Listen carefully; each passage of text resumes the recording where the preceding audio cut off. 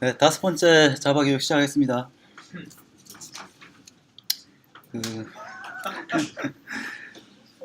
네, 오늘은 IO랑 제네릭스, 애노테이션, 그리고 RMI까지는 아니고 오브젝트 시리얼라이제이션에 대해서 잠깐 살펴보도록 하겠습니다.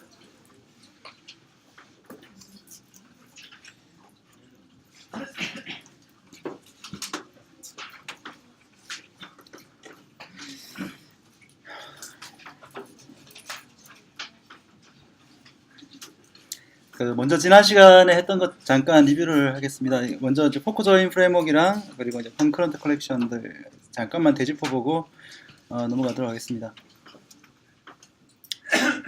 포크 조인 그 태스크 혹은 이제 그 포크 조인 풀 그리고 포크 조인 워커 스레드, 그러니까 포크 조인 프레임워크를 구성하는 이제 큰 이제 클래스가 이 세 가지인데, 실제 업무를 구성하는 거 포크 조인에서 계산을 해야 되는 그러니까 디바이드 앤 컨커를 통해서 구성을 해야 되는 업무를 일반적으로 포크 조인 태스크라는 클래스를 상속해서 구현을 하게 되어 있고요.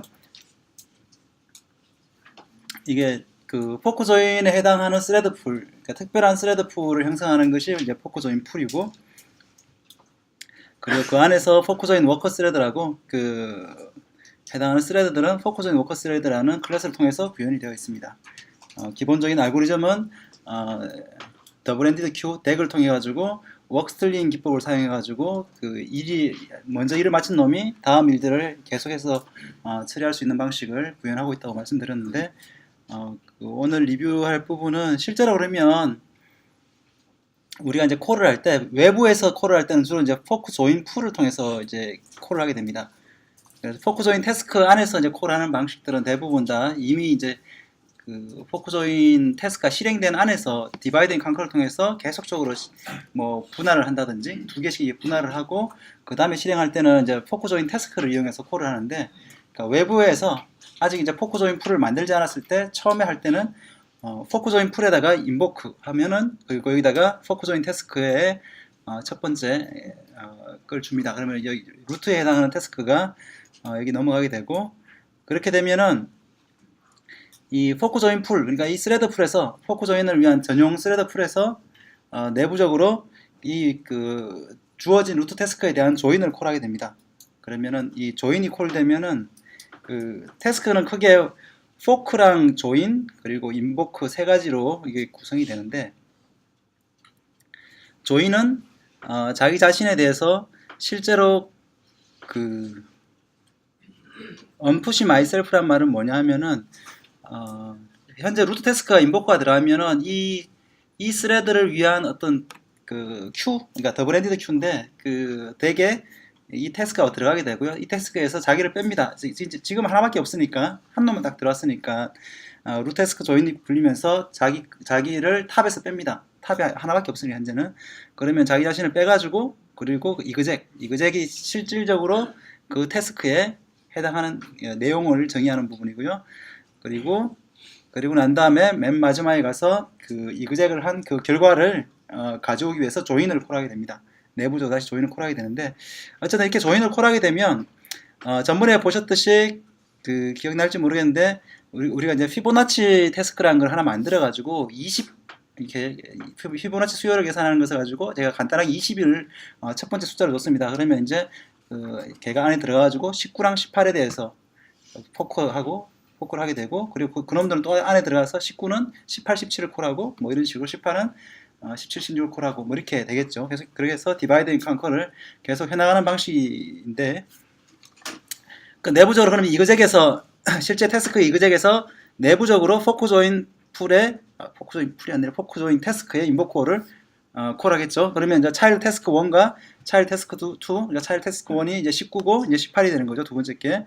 그러면 얘가 내부적으로 뭘 하느냐 하면은 두 번째로 들어온 놈, 그러니까 첫 번째가 자기가 직접 실행해야 될 태스크라고 생각을 하게 되고, 그리고 두 번째 놈에 대해서는 내가 큐에다가 쌓아놓는 놈이 태스크라고 생각을 하게 됩니다. 그러면은 어떻게 동작하냐 하면은 먼저 차일드 태스크 2, 두 번째로 들어온 놈은 내가 직접 수행할 건 아니고 태스크를 이제 그 푸시를 합니다. 그 먼저 푸시를 하고 난 다음에 그러면은 현재 이제 그 자기 스레드 입장에서는 자기가 가지고 이 스레드가 가지고 있는 이 덱 관점에서는 자기는 그 리포 그러니까 스택 관점으로 스택처럼 이렇게 동작을 한다 그랬잖아요. 그러니까 푸시하고 팝을 하는데 푸시를 하고 난 다음에 바로 그 시그널 워크라고 해서 다른 스레드를 하나 깨웁니다. 지금 현재는 최초 콜이기 때문에 스레드가 하나 만들어져 가지고 이 스레드가 지금 아까 말씀드렸던 포크 조인 워커 스레드라는 놈 하나가 만들어져 가지고 그 스레드 풀에서 지금 실행되고 있는 문맥이고요. 처음에 맨 앞에 저 풀점 인보크는 아마 그냥 클라이언트에서 다른 스레드에서 그냥 뭐 메인 스레드든지 딴 데서 콜을 했겠죠. 그런데 실제로 처음에 오는 이 인보콜에 해당되는 놈들은 그 조인이 콜되면서 언푸시 하는 것들은 실제로 워커 스레드에서 이제 실행되는 거죠. 지금부터는 이미 루트 태스크 조인부터는 워커 스레드 안에서 실행이 되는 거고요. 그러니까 처음에 이제 두 번째 태스크에 대해서 포크를 딱 하게 되면은 이 태스크를 그 덱에다 넣어놓고는 바로 시그널을 하나 날립니다. 그러면 시그널 워크 하면은 이게 현재 다른 놀고 있는 스레드가 없으면 한 놈이 깨어나가지고 아니면 혹은 이제 스레드 새로 만들어가지고 그 놈이 그 헤드에서 그걸 빼가게 됩니다. 그리고 그렇게 되면 결과적으로는 내 스레드가 아니라 내 덱에 넣긴 했지만은 실제로 딴 놈에 넣은 거랑 똑같은 효과가 있겠죠. 그리고 난 다음에 나는 첫 번째 차일드에 대한 일을 내가 인보커 실제 이그젝을 콜합니다. 그럼 이그젝을 콜하면은 이놈이 내가 그냥 그 스레드 필요 없이 그냥 내가 다 할 수 있는 분량 스레드 홀드보다 작으면은 직접 계산할 것이고 다이렉트 캘큘레이션 할 것이고 아니면 또 인보커를 또 콜하겠죠. 뭐 그런 식으로 해서 계속적으로 그 분할이 돼가야 되고 그 다음에 이 포크하고 2에 대해서 포크하고 1에 대해서 인보크하고 그 다음에는 2에 대해서 조인을 하게 됩니다. 2에 대해서 조인을 한다는 얘기는 그 내가 다 다른 놈한테 일을 넘겨줬으니까 그 놈이 일을 다 하고 조인이 되기를 기다리는 겁니다. 그런데 실제로 조인이 되면서 얘가 놀고 있는 게 아니고 블락킹 되어 있는 건 아니고 그렇게 하면 굉장히 이제 그 스레드가 다 블락돼 버리니까 그런 문제가 생기니까 실제로는 블락되는 게 아니라 조인을 하면서 언푸시라고 해가지고 현재 내가 할 수 있는 일이 있으면 딴 일을 실행합니다. 내 덱에서 그리고 내 덱에 일이 없다 그러면은 워크스틸을 합니다. 딴 놈의 스레드가 가지고 있는 덱에서 훔쳐와가지고 전 태스크 하나 들고 온 다음에 이그젝을 하게 되고 만약 일이 하나도 없다 그러면 물론 블락을 하고 있겠죠. 그렇게 해서 맨 마지막에 가면은 다 일이 끝나면 겟 리절트를 해서 그렇게 해서 이제 그 태스크가 끝나는 거죠. 차라리 태스크 2가 끝나게 됩니다. 그렇게 되면 그 차일드 태스크 2가 조인이 되면은 그 얘를 기다리고 있던 현재 지금 루트 태스크가 차일드 태스크 2를 그 콜했잖아요. 그러면 이놈이 이 결과를 받아가지고 그리고 차일드 태스크 1 이건 자기 스레드가 실행했을 텐데 이 두 개를 가지고 또 뭔가 쿵짝쿵짝 해가지고 이 루트 태스크 관점에서 어떤 결과를 만들겠죠. 실제 이런 것들이 계속적으로 어떻게 보면 리커시브하게 일어나고 리커시브하게 일어나지만은 실제로 콜스택은 그렇게 형성되지 않고 옆에 그 다른 스레드 풀의 다른 스레드들이 그러한 일들을 실행하게 됩니다. 그래서 제가 이 애니메이션을 그려보려고 무진 노력을 했는데 이게 굉장히 내공이 높아야 돼서 제가 금방 다 말씀을 드렸는데 일단 20을 넣었어요. 지금 20을 넣었다는 건 보이시죠? 스레드 1에서 지금 20을 넣었고요. 지금 잘 안 보이는데 지금 19가 너무 해상도로 붙네. 여기 지금 잘 안 보이는데 지금 19가 이미 시작을 했어요. 지금 포크를 했기 때문에 19가 실행이 돼가지고 옆 스레드한테 갔어요. 아까 제가 말씀드린 대로. 그리고 난 다음에 내 스레드에서 다시 19는 이그젝을 해요. 근데 이그젝을 하려고 했더니만 19 안에 들어갔더니만 이놈도 다시 포크 이그젝을 해야 돼. 그죠? 그 내용이 인보코를 또 할 테니까 그러면 이제 18하고 17이 또 나오겠죠. 이놈에 의해서. 그럼 18을 내가 그 탑에다가 푸시를 하면은 하고 시그널 워커를 또 하면 이번에는 스레드 2는 일이 있으니까 스레드 3 새로운 놈이 하나 또 만들어져 가지고 18을 빼가고 나는 잘못했네. 아니 17을 빼가야 되죠. 그 스레드 2를 빼가는 거니까 17이 빼가는 거고 두 번째 첫 번째는 내가 직접 실행하는 거죠. 18은 내가 실행하고 하여튼 뭐 이러한 구조로 인해 가지고 계속적으로 이렇게 실행이 된다는 거. 그리고 이 일하는 놈이 할 일이 없으면은 그 남의 조인할 때 조인이 콜될 때 다른 놈에서 혹시 이 덱에 쌓인 게 있는지 검사해 가지고 그 탑에서 빼와 가지고 그 일을 해주는 방식으로 동작한다는 것을 동작을 하게 됩니다. 그리고 이 그 포커스 인풋을 처음에 만들 때 제가 그 지난 시간에 말씀을 잘못 드렸는데 그 패럴렐리즘을 제가 얼마나 줬더라 하여튼 뭐 10이라고 주게 되면 스레드가 총 10개가 생기는 건 아니고요. 보니까 그 처음에는 이제 스레드 새로 만들잖아요. 스레드를 쭉 만들어가고 그리고 그 놀고 있는 놈이 있으면 그 놈한테 일을 주고 이렇게 스레드 풀로서 동작하는 건 맞는데 처음에는 계속 만들고 노는 놈이 있으면 걔를 먼저 쓰고 이렇게 하는 게 맞는데 조인에서 내가 만약 일이 없어 블락된 놈이 있다. 그러면 그 블락된 놈을 빼고 그 10을 만들게 됩니다. 그러니까 실제로 스레드들은 블락된 놈 플러스 10이 만들어지는 거죠. 그러니까 최대는 아마 이게 20으로 그러니까 10개의 패럴리즘을 하면 최대 10개의 블락이 있을 수 있다는 어떤 가정을 하고 처음에 어레이를 할당하는 구조로 되어 있습니다. 그래서 실제 뭐 20개까지 되어 있는지 모르겠는데 간단하게 전번에 돌렸던 테스트 그 프로그램을 돌려보니까 한 뭐 15개가 만들어지는 것 같습니다.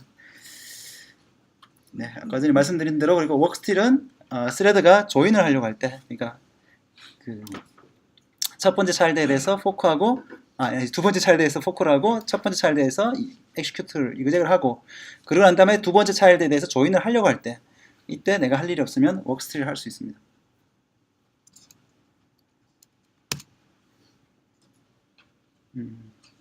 그리고 그 컨커런트 컬렉션에 대해서는 지난주에 했던 얘기 다시 정리를 하면은 컨커런트 컬렉션은 기본적으로 그 웨이팅을 하는 블락킹은 기본적으로 대부분 그 파크, 언파크라고 해서 그 새롭게 정의된 그 유틸 클래스들에 의해서 정의가 됐고 이 파크, 언파크의 내부 구현은 그 라이트웨이트 락킹과 그리고 헤비웨이트 락킹 두 가지 2단계로 구현이 되어 있다는 거. 그리고 라이트웨이트 락킹은 어타믹 카스로 구현되어 있고 그리고 그게 실패하게 되면 그 다음에는 실제로 뮤텍을 사용하게 된다는 거.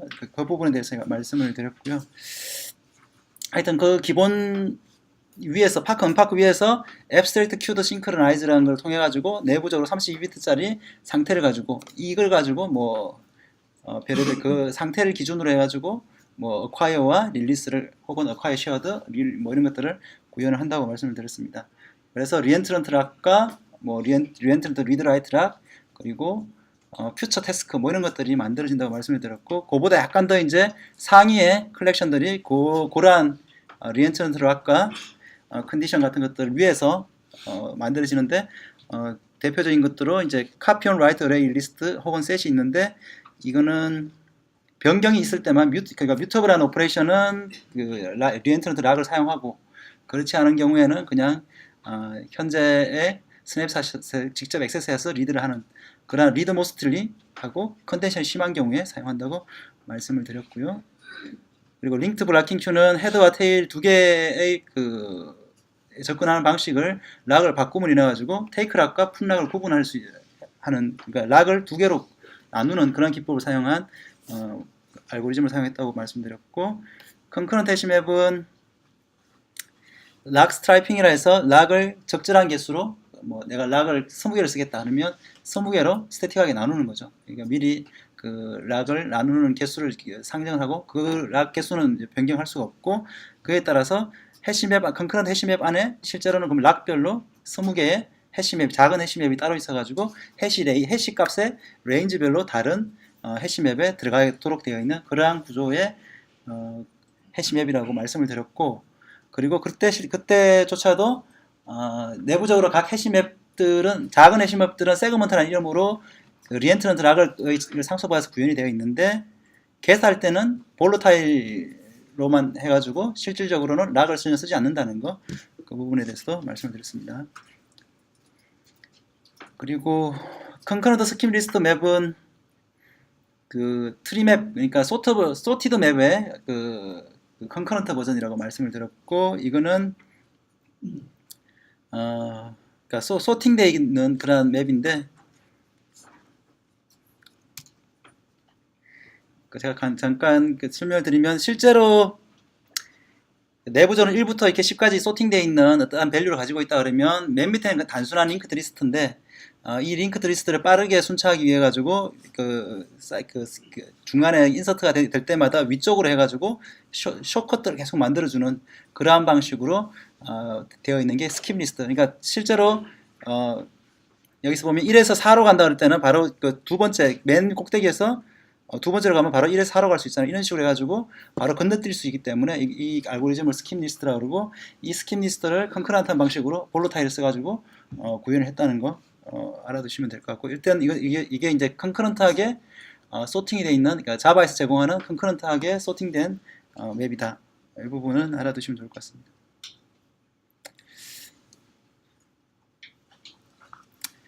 네.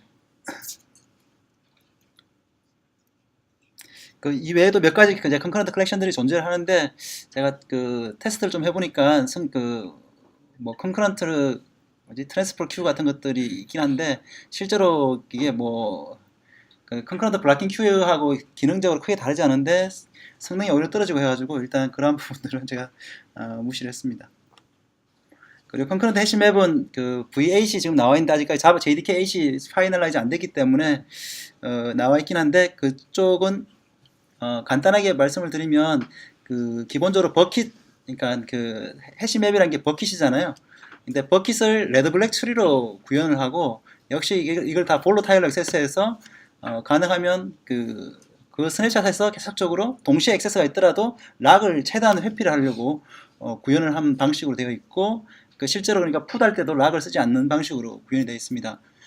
그런데 제일 중요한 거는 이 컨커런트 해시맵 V8은 그 주로 사용하는 거는 그 자바 8 가게 되면 그 안에서 얘가 맵 리듀스 같은 이러한 그 펑션들이 가능하게 됩니다. 그 컨커런트 해시 맵 안에 있는 데이터들을 가지고 맵 펑션이라든가 리듀스 펑션 혹은 뭐 썸이라든가 맥스 같은 뭐 하여튼 그 이러한 애그리게이션 펑션들을 콜할 수 있는데, 그러한 것들에 좀 최적화돼서 새로 좀 재구현이 되었습니다. 그러한 부분들이 있다는 것만 일단 알아두시면 좋겠고요. 그러니까 성능적으로는 약 뭐 13%인가 개선이 됐다고 하는데, 좀 이렇게 상황에 따라 좀 다른 것 같고요. 제가 로컬 테스트를 해보니까 그 스레드가 많아지니까 이렇게 계속적으로 이제 트리를 계속 그 임시적인 그 노드들을 만들어 하는데, 스택 오버플로우는 잡았는데 하여튼 동시에 갑자기 노드가 증가할 수 있기 때문에 아웃 오브 메모리가 날 수 있는 그런 좀 문제가 있더라고요. 보니까 물론 이제 그 정도의 그 컨텐션이 없다는 가정하에서 설계됐다고 얘기는 하는데, 어쨌든 그러한 그 뭐 락을 피하는 데 비해서 또 단점도 존재한다는 거, 뭐 그 정도만 알아두시면 될 것 같습니다. 네, 오늘은 좀 이때까지 랭귀지 중에서 몇 가지 그냥 넘어왔던 것들, 제네릭스라든가 애노테이션, 뭐 그런 몇 가지에 대해서만 알아보도록 하겠습니다.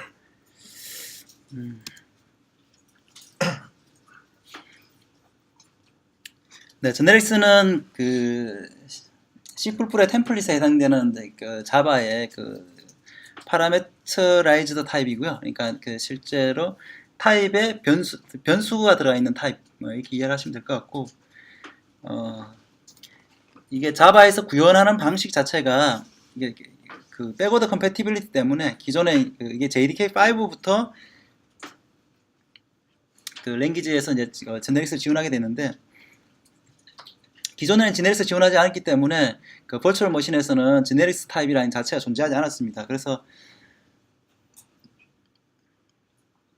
그 버추얼 머신이 제네릭 타입을 이해를 해야 되느냐 말아야 되느냐 가지고 굉장히 많은 논쟁이 있었는데, 이게 뭐 C++ 같은 경우는 그 스탠다드 템플릿 라이브러리 같은 STL 같은 거 이것들이 가장 중요하듯이, 자바는 그 라이브러리 중에 재사용이 가장 많이 되는 거는 자바 유틸 컬렉션 패키지들인데, 이러한 그 자료 구조들이 기존 버전과 새 버전이 완전히 바뀌어가지고 호환이 안 되면 큰 문제가 발생할 수 있기 때문에 그 모든 어려움을 감수하고 그 자바 쪽에서는 타입 이레이저라는 방식으로, 그러니까 컴파일러가 모든 걸 감당하고 소스에서 그러니까 타입 체킹만 하는 역할을 하고, 실제로 런타임에는 이 타입을 지워버리는, 그러니까 실제로 그 제네릭 타입은 날아가 버리는 그러한 방식으로 구현했습니다. 그래서 제네릭스는 자바에서는 그 VM이 이해하는 타입이 아닙니다. 소스에서만 있는 타입이고, 그래서 뭐 제네릭한 어떤 타입을 만든다, 그 오브젝트를 만든다, 이거는 매우 매우 매우 어렵습니다. 네. 그 리플렉션을 써서 뭐 가능하다고는 하는데 거의 삽질에 가깝습니다. 그리고 그 제네릭 타입은 또 경우에 따라서 와일드 카드를 쓸 수 있고요. 와일드 카드로 쓰이는 문자는 물음표입니다. 그 꺽쇠 안에 C++는 꺽쇠 안에 쓰는데 그 안에 이제 그 와일드 카드를 쓸 수가 있고요. 그리고 그 와일드 카드를 그 any 타입이죠. 그러니까 any 타입이 그 물음표 하나고 그리고 뭐 그 어떤 특정 클래스의 자식 클래스를 여기 들 쓸 수 있다면은 물음표 extends 뭐 collection 그러면 컬렉션의 자식 클래스들 그러니까 리스트라든가 set 뭐 이런 것들이 처리되는 그러한 게 가능하고 또 물음표 슈퍼 컬렉션 하면 컬렉션 위에는 오브젝트밖에 없으니까 컬렉션과 오브젝트만 되는 뭐 이런 식의 그게 가능하게 됩니다. 컬렉션은 참 인터페이스니까 조금 이상. 네, 어쨌든 오브젝트는 될 테니까. 네.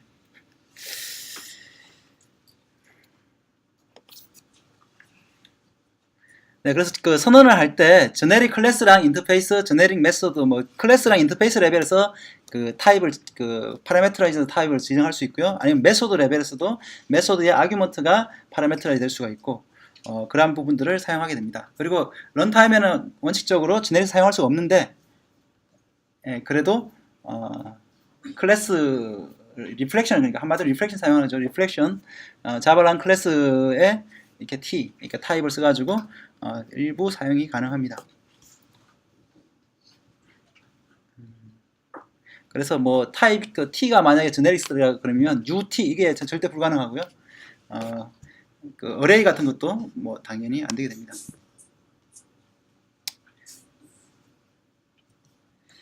그래. 네네. 저게 만약에 그 실제 VM 타입이 아니면 저희 그러면은 제너릭스를 뭐 제가 제너릭스를 써서 성능을 뭐 더 그러니까 쓰는 게 성능이 더 좋다 뭐 이렇게 얘기하면 제네릭 쓰면 성능이 좋아질 일은 없죠. 나빠지면 나빠지지. 네, 나빠질 것도 사실 많지는 않은데 그 어쨌든 눈에 안 보이는 그 나중에 보시면 알겠지만 클래스 캐스트 같은 것들이 중간중간에 들어가게 됩니다. 이게 뭐 그런 게 필요한 경우가 있고요. 그리고 또 이제 뭐 브릿지 메소드라고 해가지고 쓸데없는 메소드 또 만들어주는 그런 것들이 뒤에 좀 보면 나오는데 그런 게 나옵니다. 그래서 메소드 콜이 한 번 더 발생할 수가 있고요. 눈에 보이진 않지만 그런 일을 하게 됩니다. 그러니까 전에 보셨듯이 그 하여튼 컴파일러가 뭔가 한다는 거는 그 소스를 바꾼다는 얘기잖아요. 굉장히 삽질을 합니다. 그래서 성능적으로 좋아질 이유는 별로 없고 뭐 특별한 경우가 아니면 나빠질 일도 없는데 그냥 없어지니까 그냥 그 코드에서 그러니까 자바에서 제네릭스의 가장 큰 용도는 컴파일러가 타입을 좀 더 많이 체크해 준다는 거죠. 그래서 개발자가 실수할 우려를 좀 더 줄여준다는 데 있고 런타임에서 뭐 이거 이 정도로 본다는 거는 현실적으로 뭐 맞지 않다는 거죠. 이것 때문에 그 컬렉션에 뭐 어떤 라이브러리 같은 것들은 그 새로 뭐 오브젝트 어레이라든가 이런 거 만들어야 되면 어쩔 수 없이 이 제네리스 때문에 원래는 그냥 U 이렇게 하면 됐었는데 제네리스가 들어감으로 인해 가지고 이게 뭐 리플렉션을 써가지고 하기 때문에 성능이 떨어지는 케이스는 왕왕 발생합니다. 그런 것들은 좀 생각하고 쓰시는 게 좋을 듯합니다.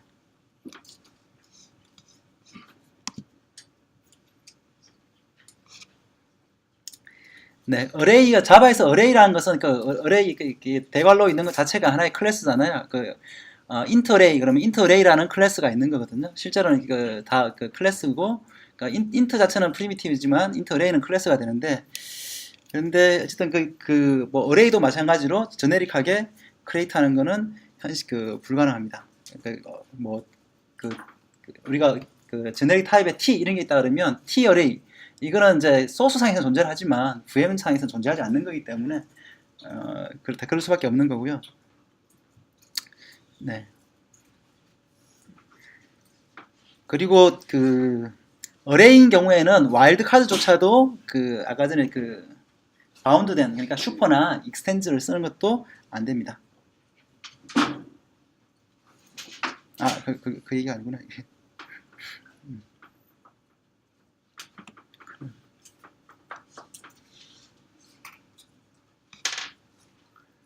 네, 잠깐만. 그리고 이게 그 어레이 같은 경우는 또 이제 문제가 여기 제가 잠깐만. 그 실제로 그러니까 이 제네리스를 쓰게 되면 내가 어레이 리스트를 만약에 넘버 타입이다 이렇게 하고 난 다음에 이걸 캐스팅 해가지고 그냥 그 어떻게 하지?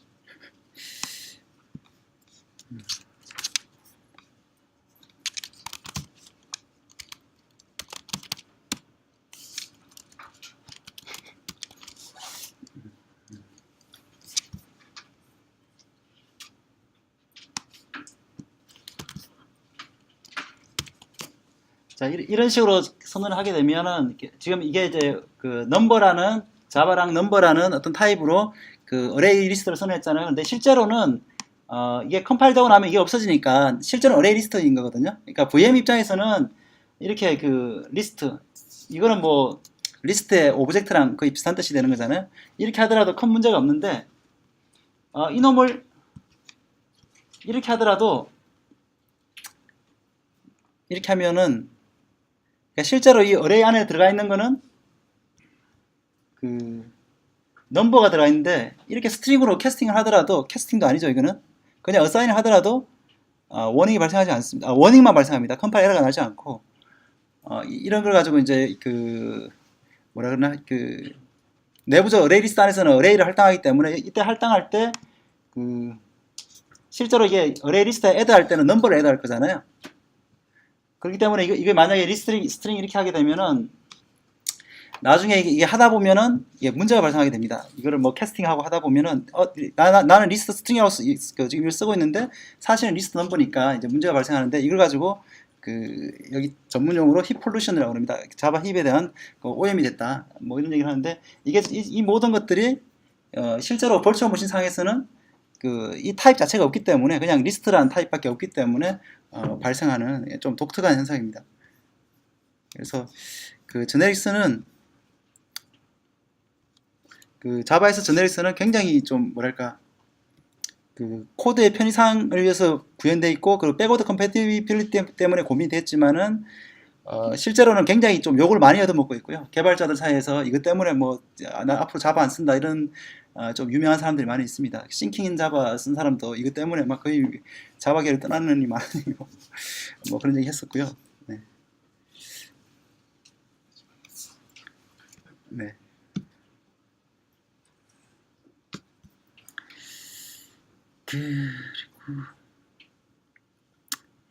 그래서 실제로 이제 저렇게 하게 되면 이제 런타임 에러가 나겠죠. 나중에 아까 전에 보여준 대로 저렇게 하다 보면은 어차피 이제 어레이 리스트 자체는 오브젝트를 다 안고 있으니까 근데 그 캐스팅을 안 하게 돼 있거든요. 캐스팅을 안 하고 하는데 인터널하게 저렇게 하면은 그 어레이 리스트에서 내가 get을 했을 때 어레이 리스트가 스트링 타입이면은 그 내부적으로 그 컴파일러가 안 나도록 그 자바 컴파일러가 그걸 스트링으로 캐스팅을 내부적으로 해줍니다. 실제로 우리 소스 코드에서는 캐스팅 안 하는데 얘는 스트링 타입이니까 스트링 타입의 어레이 리스트니까 그 get을 하면 자동으로 스트링이 돼야 되잖아요. 그러면 내부적으로 사실은 캐스트 코드가 들어가거든요. 그런데 알고 보니까 넘버야. 이렇게 되니까 런타임에서 캐스트가 페일 하겠죠. 그래서 그러한 문제들이 존재를 한다는 거고요.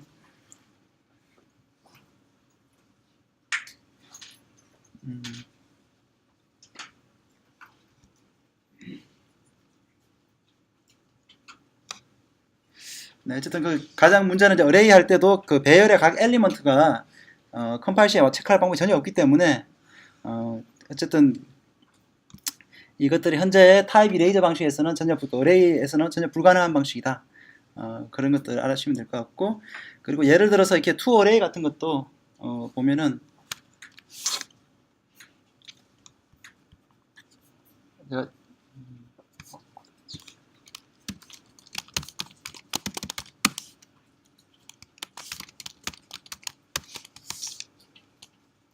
이게 이제 원래 코드죠. 원래 이게 지금 예전부터 쓰던 방식인데 그냥 이렇게 어레이를 하나 카피해가지고 만들게 되는데 여기 있다. 이렇게 타입이 들어가게 되면은 똑같은데 어레이즈 카피 오버 하고 난 다음에 그 여기 get 클래스라고 해서 이제 클래스를 갖고 오죠. 여기서 이제 이 클래스가 뭔지 모르니까 런타임에서 모르잖아요. 런타임에서는 그죠? 그러니까 여기 컴파일러에서는 이게 t라고 했는데 이 t가 실제로는 없어져 버리고 실제로는 오브젝트잖아요. 오브젝트 어레이가 되는 거고 내부적으로는 없어지니까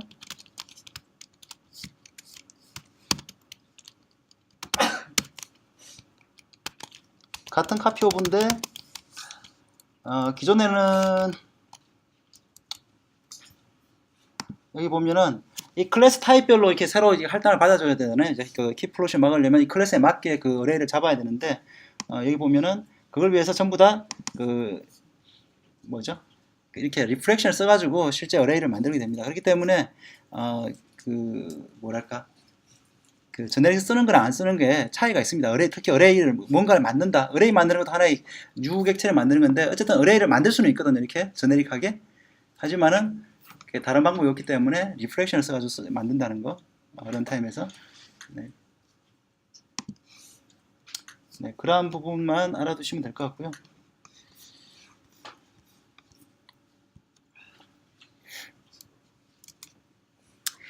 그 다음은 아까 전에 제가 말씀드린 그 브릿지 메소드라는 건데 이 제네릭스를 쓰다 보니까 예를 들어서 이제 자바랑 컴퍼러블에 컴페어 투라는 게 있습니다.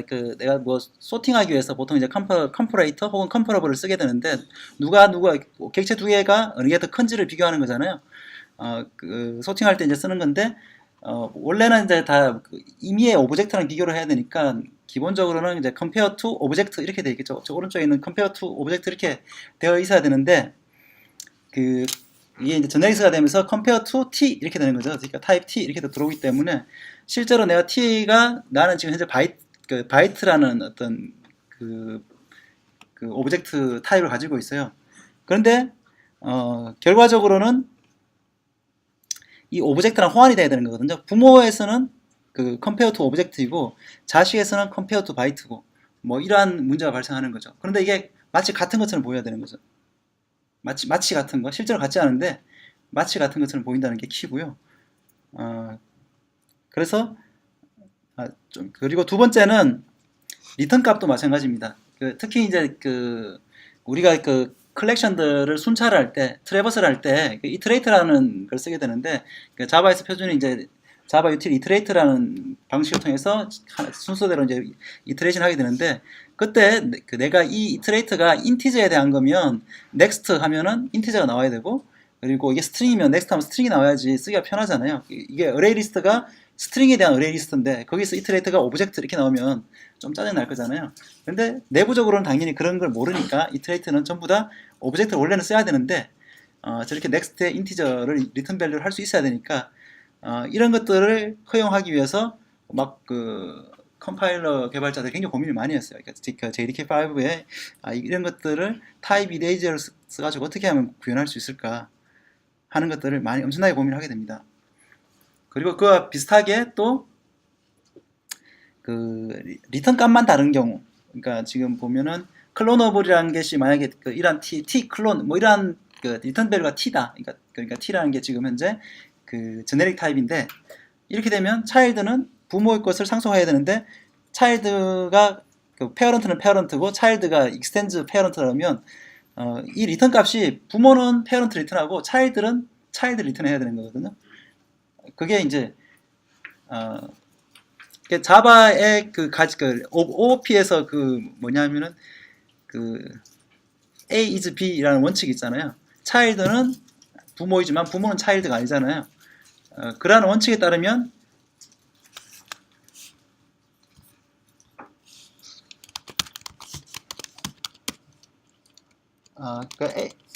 child is A라는 게 있잖아요. 이 관계가 성립해야 되는데 페어런트는 페어런트 클론 뭐 이런 게 있고 차일드도 차일드 클론 이런 게 있으면 원래 자바 랭귀지 자체에서 보면 페어런트 클래스 이렇게 돼 있고 차일드 클래스 이렇게 쓰는 데서요. 그러면 이게 EJ가 되나요? 이 차일드의 이 메소드가 이 얘를 성립하나요?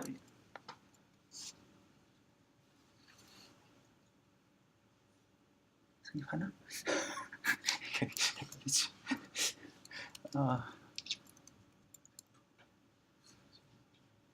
성립하나? 갑자기 헷갈리지. 지금 성립하나요 이게?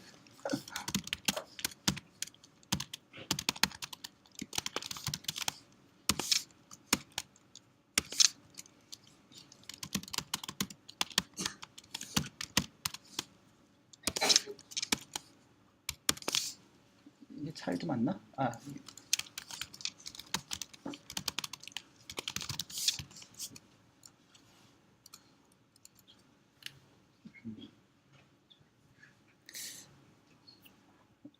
되나? 안 되죠. 그, 안 돼요.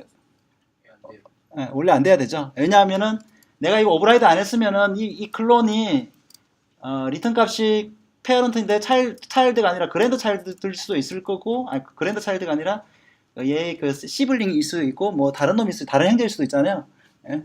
그런데 얘를 오버라이드 안 했으면은 이 페어런트는 다른 놈이 올 수 있어야 되는데 나는 지금 차일드로 국한을 시켜버렸어요 지금. 승립하나? 이제이가? 왜 이렇게 헷갈리지? 네. 그리고 아래 것도 페어런트여야 그러니까 원래는 페어런트가 맞는데 승립하나? 잘 모르겠네. 승립하는 것 같기도 하고. 네, 승립하는 것도 같네요. 이거는 안 될 거잖아요. 지금 얘가 오브젝트다. 그러니까 페어런트 이거는 지금 무조건 틀린 거잖아요. 그죠? 얘가 페어런트가 있는데 나는 오브젝트 리턴해. 이게 안 되니까 차일드는 뭐 승립은 하는 것 같은데. 네.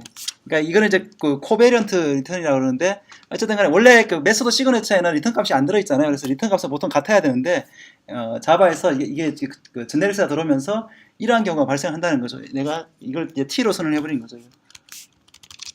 이걸 t 그러면은 나는 차일드가 t이기 때문에 차일드로 동작해야 된다.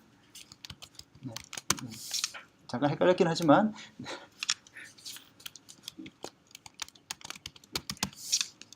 그래서 브릿지 메소드를 한번 보면은 내가 그 샘플을 만들어 봤는데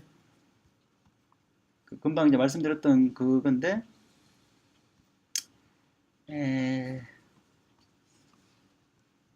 그러니까 클래스 오브 A라는 클래스 하나 있고요. 그리고 이제 그 자식인 클래스 오브 B라는 클래스가 하나 있습니다.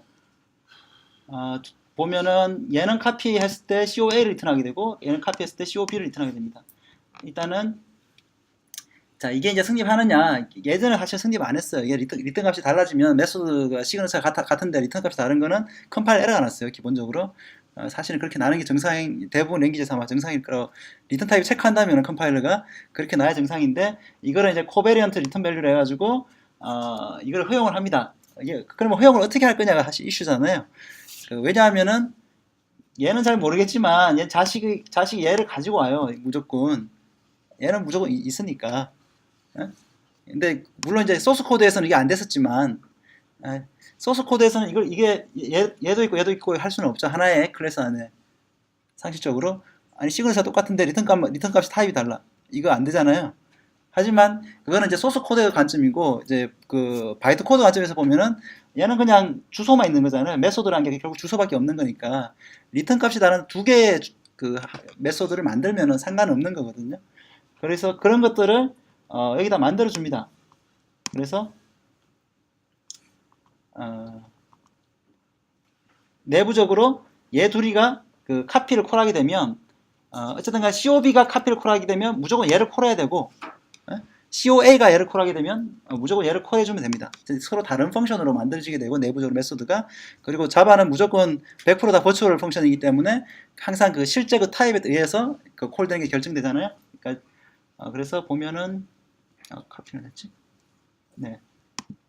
이런 것들이 이제 성립을 해야 되는 거죠. 카피를 하는데 여기 보면은 이게 지금 제네릭스에 지금 아까 전에 그 와일드카드가 아니라 그 익스텐즈랑 그 슈퍼를 쓴 거고요. 익스텐즈를 쓰면은 COA의 차일드만 T에 올 수 있는 거죠.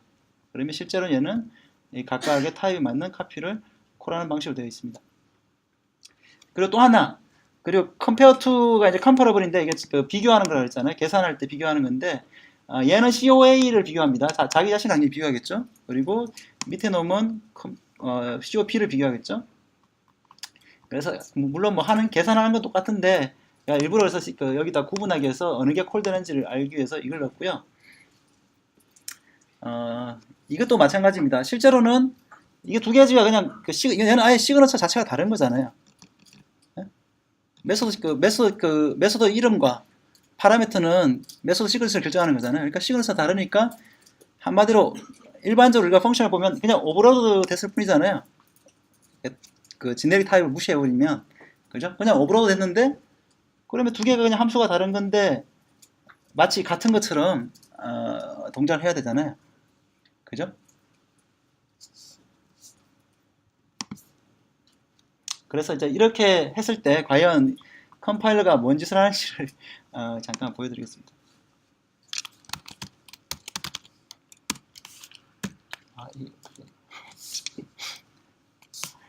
네, 여기 보면 뭐 했지?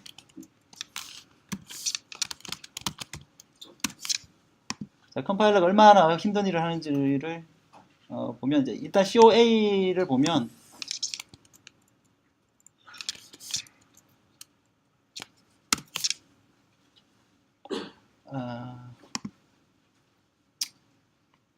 잘 안 보이네. 여기 보면은 이제 compare to에 COA가 있죠. 여기 COA가 있고 실제로는 원래 컴퍼러블은 그냥 오브젝트에서 자바랑 오브젝트에 대해서 컴페어 하는 거잖아요. 그 메소드가 없는 게 아니고 이렇게 만들어집니다. 이렇게. 그리고 이놈이 내부적으로 어떻게 동작하냐면은 원래는 이게 콜되는 거고요. compare to 하면 이게 콜되고 실제로는 이거 여기다가 컴파일러가 compare to에다가 뭔 짓을 하냐면은 내부적으로 이런 짓을 하는 거죠.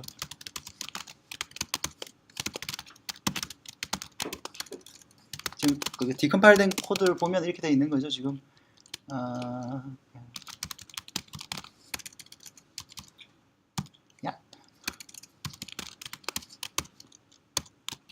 캐스트를 먼저 하고 난 다음에 그 다음에 이걸 이렇게 콜 해주는 거죠. 네, 이거는 뭐 100% 밸리드한 게 그거니까 이 짓을 해주는 거예요. 그러니까 이거를 해주는 겁니다. 이게 그러니까 이 제네리스 때문에 이런 그걸 해주는데 이 콜을 가지고 얘를 가지고 일반적으로 브릿지 메소드라고 합니다. 브릿지 메소드. 그러니까 실제로는 우리는 사용하지 않았지만은 이 제네리스를 합리화하기 위해서 우리가 보이지 않는 메소드를 만들어준다. 그런 의미에서 제네릭 브릿지 메소드라고 하고요. 이 말고도 아까 전에 조금 더 복잡한 케이스는 여기 COBA에 보면 카피란 메소드인데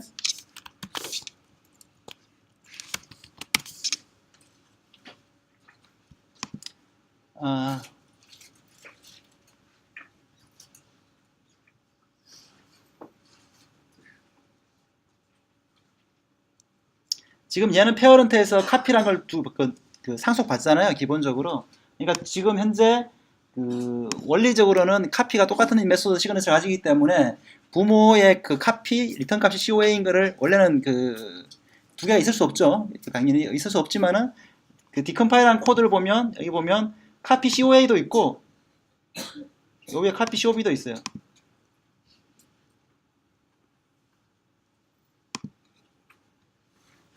무슨 얘기인지 아시겠죠? 그리고 카피 COA를 콜하면은 카피 COA는 그냥 이게 원래 상속된 메소드잖아요. 이게 그죠? 원래 상속된 메소드는 내부적으로 코드를 이렇게 해가지고 이게 물론 이거는 이제 컴파일 안 되는 코드죠. 이거는 유효한 코드가 아니니까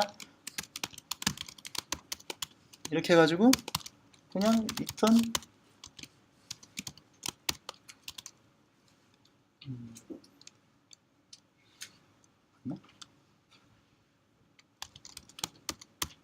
뭐 이게 아니구나. 이렇게 하면 안 되고 카피 일단 샵 2란 게 있다 치고 내가 샵 2인 것처럼 이렇게 해가지고 이렇게 콜 해준다는 얘기죠. 내부적으로 이렇게 브릿지 메소드를 만들어준다는 거. 네. 네, 지금 그 뜻이거든요. 지금 보면 카피의 리턴 밸류가 LCOB, L이 이제 오브젝트라는 뜻이니까 COB 타입을 가진 것을 콜 해준다는 거죠. 이 카피는 그러니까 이 자기 자신이 아니고 요 위에 있는 얘를 나타낸다는 거죠. 이런 방식으로 지네릭스가 동작한다는 거. 일단 네. 그래서 자바의 지네릭스가 쓸 때 일반적으로는 오버헤더가 거의 없긴 하지만은 브릿지 메소드가 들어가는 경우 혹은 뭐 오브젝트라든가 어레이를 크리에이트 해야 되는 경우 이런 경우에는 이렇게 생각보다 삽질을 많이 하게 된다는 거. 그리고 당연히 리프렉션 해서 뭐 하기 때문에 그냥 우리가 생각할 때 리스트에서 그냥 to array 하면은 아무런 오버헤더가 없을 것 같긴 하지만 실제로는 리프렉션을 해서 콜하기 때문에 오버헤더 있다는 거죠. to array 같은 것들 특히 많이 쓰잖아요. 그런 것들은 to array를 가능하면 안 쓰는 것 하나의 답일 수 있는 거죠. 네. 그래서 자바의 지네릭스는 굉장히 피곤하다. 그리고 이게 현재 아직도 지금 논쟁 중이에요. 사실은 자바 8에는 이제 이게 타입 이레이저 아니면 이제 실제 버추얼 머신 남는 걸 가지고 리아이피케이션이라고 하는데 리아이피케이션을 해야 된다 이런 주장이 아직도 많이 있습니다. 그래서 계속 싸우고 있고요. 아마 자바 9은 또 들어올지도 모릅니다. 이게 C# 같은 경우, 경쟁 언어인 C# 같은 경우는 1.1인가부터 이게 리아이피케이션 해가지고 과거랑 단절을 해버려서 MS 같은 경우는. 그래서 이제 그쪽에서는 타입 이레이저 방식이 아니고 처음부터, 처음 도입할 때부터 리아이피케이션 해가지고 벌추얼 머신에서 제네릭 타입을 들고 있는데, 자바는 일단 백워드 컴패티빌리티 때문에 일단 계속적으로 타입 이레이저 방식을 하고 있다는 거. 그래서 오베드가 있을 수밖에 없다는 거. 그런 부분들은 좀 이해를 하셔야 될 것 같습니다. 네, 다음은 애노테이션. 애노테이션은 그야말로 소스 코드에서 주석을 달았다고 해야 되나? 뭔가 부가적인 정보를 남기는 거죠. 그래서 기본적으로 annotated element라는 것은 annotation을 달 수 있는 엘리먼트를 얘기하는 건데, annotated element는 뭐가 있냐면 클래스가 있고요. 클래스에다가 annotation 달 수 있고, 생성자, constructor, 그리고 필드, 멤버 필드에다가 달 수 있고, 메소드, 심지어 패키지에도 달 수 있어요. 그리고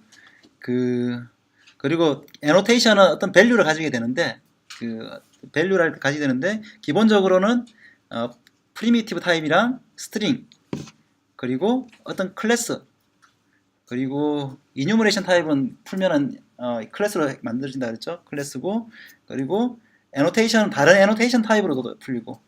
하지만은 그리고 그 외에 앞에 얘기했던 것들, 이 primitive 타입의 array, string의 array, 클래스 array, inner 타입의 array, annotation 타입의 array, 뭐 이런 것들도 될 수 있고요. 하지만 그 외에 임의의 오브젝트는 value 타입이 될 수가 없습니다. annotation에 대해서 annotation 달았을 때 괄호 안에다가 value를 쓸 수 있거든요. annotation 달고 value를 달 수 있는데 그 value에는 타입 제약이 있다는 거, 이것만 기억을 하시면 되겠습니다. 애노테이션을 어떻게 선언하느냐. 애노테이션도 실제로는 하나의 인터페이스입니다. 그런데 조금 특이하게 생겼죠. 앞에 골뱅이 하나 붙어 있고요. 그래서 이 골뱅이 인터페이스는 또 이게 또 자바 컴파일러에 의해 가지고 실제로 컴파일이 되고 난 다음에는 인터페이스는 인터페이스인데 자바랑 애노테이션에 있는 애노테이션이라는 인터페이스를 상속한 인터페이스로 컴파일이 됩니다. 그리고 지금 보면은 My Annotation Type이라는 annotation을 지금 정의하고 있는 거고, 메뉴에 있게 여기 보면은 sum value라는 하나의 키가 있습니다. 여기는 지금 annotation은 name value로 구성되고요. sum value는 이제 함수처럼 보이지만 메소드처럼 보이지만 저게 annotation의 name으로 쓰인다고 생각하시면 되겠습니다. name 그러니까 키가 되는 거죠. value에 대한 키가 되고 value 타입은 int 타입이다. 그리고 some other value라는 것은 string 타입이다. 그리고 yes some other value? 걔도 스트링 타입인데 얘는 기본값이 브레이키드 안에 들어있는 블랭크란 값을 가진다. 이런 신텍스를 가지게 됩니다. 그거 말고 물론 이제 멤버가 하나일 수도 있고요. 그리고 기본적으로는 value라는 것을 보통 기본적으로 쓰게 됩니다. value라는 메소드, 요 name은 특별한 의미를 가지고요. 저 name을 지정하지 않으면 value라는 이름을 사용하게 됩니다. 그리고 멤버가 없을 수도 있습니다. 이렇게 멤버가 없어가지고 단순한 어떤 인터페이스 같은 경우도 단순 마크 인터페이스가 있잖아요. 어떤 인터페이스를 상속했다. 그러니까 뭐 예를 들어서 자바랑 리모트 맞죠? 리모트 같은 경우는 보면 이거는 RMI에서 콜할 수 있는 어떤 인터페이스다. 그러고 난 다음에 아무 메소드도 없잖아요. 그냥 이게 리모트 타입이냐 아니냐만 체크하는, 그러니까 타입 체크용으로 쓰이는 그런 것들이 있듯이 애노테이션도 마크로만 쓰이는 애노테이션이 존재를 합니다. 그리고 여기서 보면은 딴 애들은 그냥 선언만 해놨는데 여기 보면 또 애노테이션이 또 붙었어요. 이 애노테이션에 붙을 수 있는 애노테이션들, 얘를 이제 빌트인 애노테이션이라고 그러는데 여기 중요한 애노테이션 두 개가 있거든요. 타겟, 이 오버라이드라는 애노테이션은 타겟이 메소드에만 쓰인다는 거죠. 나는 메소드에만 이 오버라이드라는 타겟 애노테이션 달 수 있다. 이걸 나타내는 지시하는 지시자고, 그 다음에 리텐션, 내가 이 애노테이션을 그 어느 범위에서 가지고 있을 것이냐, 유지를 해줄 거냐 이건데, 얘는 소스만 유지를 할 수 있어요. 그러니까 소스만 있다는 거는 컴파일하고 나면 없어진다는 거죠. 컴파일하고 나면 이 애노테이션은 없어지기 때문에, 컴파일러는 이 애노테이션을 보고 얘가 이게 실제로 어떤 오버라이드라는 의미를 가지거든요. 그 자식 클래스가 부모 클래스 거를 그 오버라이드 해야 되는 메소드가 있으면 그 오버라이드라는 걸 쓰게 되는데, 오버라이드 한 메소드가 있으면 그것을 보고 실제 오버라이드 하는 건지 그런 체크해주는 용도로 쓸 수 있겠지만, 실제 런타임에서는 그것을 쓸 수가 없다는 거죠. 런타임에서는 어떤 메소드에다가 이 오버라이드를 달아도 보이지가 않게 된다는 거죠. 그래서 실제로 이제 쓰는 방법은 뭐 금방 잠깐 보긴 했지만은, 클래스 레벨 애노테이션이라는 이런 그 인터페이스 그 애노테이션이 선언되어 있었다면은, 지금 클래스에다 지금 붙였어요. 애노테이션 이그젬플 앞에다가 골뱅이 클래스 레벨 애노테이션하고, 현재 그 네임이 arg1이라는 것은 vel1을 가지고 arg2는 뭐 저렇게 어레이 값을 가진다. 그죠? 어레이도 가질 수 있다 그랬으니까 지금 어레이 표시거든요. 저 중괄호는 그런 식으로 값을 줄 수가 있다는 거죠. 그리고 필드 레벨 애노테이션은 저렇게 필드에다가 줄 수 있고, 생성자, 메소드 이런 것들을, 그리고 여러 개가 또 올 수 있고요. 하나의 그 메소드에 대해서도 여러 개의 그 애노테이션이 올 수 있습니다. 네. 그런데 그러면 이 애노테이션을 가지고 우리가 뭘 할 수 있느냐? 일단은 컴파일러가 뭘 할 수 있겠죠. 컴파일러가 소스, 아까 리텐션 팔러시가 소스인 경우에는, 컴파일러는 그걸 가지고 내가 뭔가 아는 거니까, 뭐 예를 들어서 서프레스 워닝이라 그러면 컴파일러가 이 메소드에 대해서 워닝을 발생시키지 않는다거나 이런 걸 할 수가 있습니다. 그런 것들은 다 런타임에 아무 의미 없는 거기 때문에, 오버라이드 같은 경우도 마찬가지고 그런 걸 할 수 있고요. 근데 지금 annotated element가 아까 전에 그 메소드, 클래스, 필드 뭐 이런 것들이, 컨스트럭트 이런 것들이 전부 다 우리가 이제 자바가 런타임에서 타입을 체크할 수 있는 어떤 그 리플렉션 클래스들인데, 뭐 메소드라든가 이런 것들이 전부 다 자바 랑 리플렉트 패키지의 어떤 그런 타입을 통해서 다 이제 그 리플렉션, 그러니까 그 이름을 가지고 다 찾아서 뭔가 질의를 한다거나 할 수가 있는데, 이 애노테이션도 그렇게 리플렉션을 써서 찾아볼 수 있게 돼 있습니다. 여기 보면 그 annotated element가 실제로는 이게 인터페이스인데, 이게 클래스라든가 메소드라든가 그 필드 그리고 컨스트럭터 이런 것들이 여기 그 annotated element의 자식 인터페이스, 자식 클래스들이고, 자식 클래스가 아니라 임플리멘트한 클래스들이고요. 그리고 여기서 각각 보면은 is annotation present 뭐 이런 식으로 해가지고, 클래스 객체가 클래스에 애노테이션이 있느냐 아니면 메소드에 애노테이션이 있냐, 이런 것들은 리플렉션을 써가지고 이렇게 질의를 할 수가 있습니다. 그리고 현재 이 클래스 혹은 이 메소드, 이 필드에 그 정의된 애노테이션을 갖고 와라, get annotation 뭐 이렇게 해가지고 그 애노테이션의 밸류랑 그 네임과 밸류를 통해 가지고 그 실제로 런타임에서 이 정보를 그 처리할 수 있습니다. 이 정보를 가지고 뭔가 판단할 수 있다는 거죠. 어떤 경우에 리텐션이 소스가 아니고 런타임인 경우에만, 그러니까 그 리텐션에 런타임을 하게 되면 실제 바이트 코드에 그 정보가 남아 있어가지고 실제 클래스 파일을 통해 가지고 바이트 코드를 통해서 그 애노테이션 정보를 읽을 수가 있습니다. 네, 그 리텐션은 이제 크게 세 가지를 가지는데, 소스랑 클래스랑 런타임 이렇게 세 가지를 가지게 됩니다. 리텐션 팔렛이라는 것은 이뉴머레이션 타입이고, 이렇게 밸류 세 개를 가지는데, 소스랑 클래스는 런타임에서 그는 없어집니다. 이 정보가 런타임에 없어진다고 해야 되나? 어쨌든 자, 런타임에서 확인할 수는 없는 거고요. 소스는 아예 .class 파일, 그러니까 바이트 코드 자체에 만들지 않고, 클래스는 .class 파일에 집어넣긴 하는데 그 JVM 이 클래스를 로딩할 때 무시해버립니다. 그리고 이게 기본값이에요. 그리고 런타임은 그 클래스처럼 바이트 코드에 정보가 들어가기도 하고, 실제 리플렉션을 통해서 그 값이 뭔지 물어볼 수가 있습니다. 그런데 소스랑 클래스는 사실 잘 구분이 안 돼요. 그리고 클래스로 선언된 것들이 잘 없어요. 사실은 대부분 다 빌트인 애노테이션들은 대부분 소스 아니면 런타임이지. 그래서 이제 클래스를 왜 만들었나 하는 생각을 가질 수 있는데, 일단 한번 간단하게 예제를 보면요.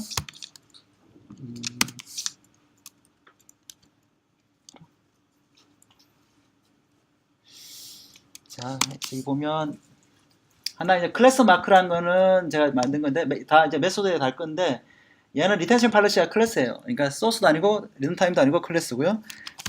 똑같이 그 소스 마크는 똑같은데 리텐션 팔러시가 소스입니다. 그리고 트랜잭션 마크는 얘는 런타임이에요. 그러니까 트랜잭션 마크란 놈은 런타임에 볼 수 있다는 얘기고 소스랑 그리고 뭐였지? 그 클래스 마크는 안 보인다는 얘기거든요. 그래서 실제로 이제 이걸 한번 써보겠습니다. 이게 실제 애노테이션 달아볼게요. 그러면은 이제 public void run이라는 메소드에다가 아까 메소드를 타겟으로 한다 그랬잖아요. 여기다가 이 세 가지 마크를 다 달았습니다. 애노테이션 다 달았거든요. 자, 이렇게 달았을 때 그러면 이 값을 그러면 실제로 리플렉션을 써가지고 한번 해보겠습니다. 일단 이 클래스 이름이 트랜잭셔널 런이니까 트랜잭셔널 런에서 이제 이 그 get 클래스라면 이 객체의 클래스, 그러니까 이 트랜잭셔널 런 클래스가 리턴 되겠죠. 클래스 오브젝트가 리턴 되고 거기서 get 메소드 런 하면 이 메소드에 해당하는 메소드라는 자바랑 리플렉트라는 리플렉션 객체가 리턴 되게 됩니다. 그래서 그 이제 여기 이제 자바랑 리플렉트 메소드가 리턴 됐고요. 여기서 이게 이제 이 메소드인데, 그러니까 이 바이트 코드에 이 메소드가 애노테이션을 갖고 있냐, 먼저 트랜잭션 마크 애노테이션을 갖고 있냐 물어봤습니다. 애노테이션. 그러면 이게 이 타입이 이게 인터페이스라 했잖아. 인터페이스가 리턴하게 되는데, 그래서 찍어보고 그 다음에 똑같이 해서 이 get annotation에서 소스 마크 클래스가 널이냐라고 물었어요. 이게 일단은 널일 거기 때문에 일부러 이렇게 물은 거고, 마찬가지로 클래스 마크도 널이냐고 물었죠. 둘 다 널이 나와야 정상인 겁니다. 지금 두 개 널이고 위에 거는 널이 아니고, 그죠? 그냥 찍어보는 겁니다. 그리고 난 다음에 이제 런을 실행했습니다. 일부러 이렇게 한 이유는 뭐냐면은 실제로 이게 애노테이션을 사용해가지고 그 우리가 많이 하는 방식 자체가 리플렉션을 쓰기 전에 앞뒤로 뭔가 해줍니다. 트랜잭션 마크가 있다 그러면 이게 required잖아요. 지금 보면은 그러면 이 런을 콜하기 전에 앞에 트랜잭션을 뭐 비긴하고 런하고 트랜잭션을 뭐 커밋하든지 뭐 어쨌든 롤백 하든지 에러 나면 롤백 하든지 그렇게 해줄 수 있잖아요. 그게 이제 가장 많이 쓰이는 용례고요. 그렇게 해서 애노테이션을 쓰면은 간단하게 리플렉션을 사용해서 트랜잭션이라든지 로깅이라든지 뭐 이런 것들을 쉽게 인젝션 할 수 있지 않습니까? 그런 용도로 실제 많이 쓰고요. 일단은 지금 여기서 보여주려고 하는 거는 세 가지 지금 리텐션 팔러시 차이에 대해서 얘기하는 건데, 얘는 런타임이니까 무조건 있어야 되고 얘는 소스랑 클래스입니다. 실행을 시켜보면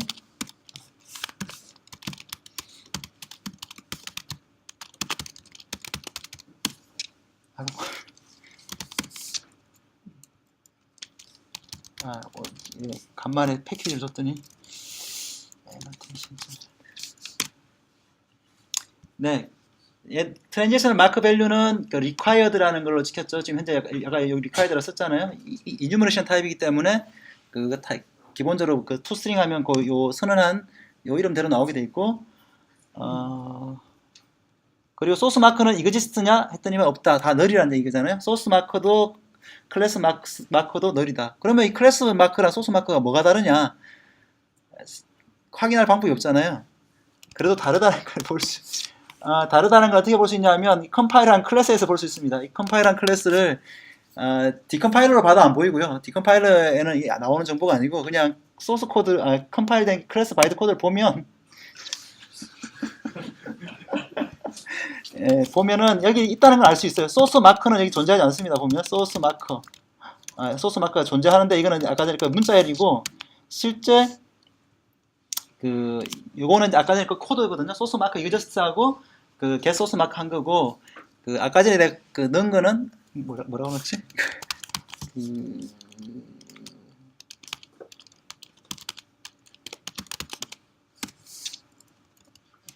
소스 애노테이티드라고 이 값이 있어야 되잖아요. 이 값이 있느냐를 봐야 되는데 소스 애노 이게 없는 거죠. 지금 없습니다. 그 대신에 클래스 애노테이트는 있어요. 또 여기 있죠. 이런 식으로 실제 박혀 있다는 거죠. 여기 보면 트랜잭션 마크 밸류는 required로 박혀 있고, 그 런타임 인비지블 애노테이션즈라고 지금 여기 이렇게 지금 무식하게 박아놨죠. 왜 썼는지 모르겠어요. 정말 클래스 크기만 키우는데. 그래서 실제로 아마 리텐션 팔러시로 어쨌든 클래스랑 소스는 다르다. 하지만 클래스는 상식적으로 쓸 일이 없다. 이렇게 클래스 파일을 이렇게 VI로 보지 않는 이상은 절대 쓸 일은 없을 것 같아요. 네. 어쨌든 다르다는 것만 확인하시면 되겠습니다. 그리고 이때까지 그 클래스로 되어 있는 걸 아직까지 본 적이 없어요.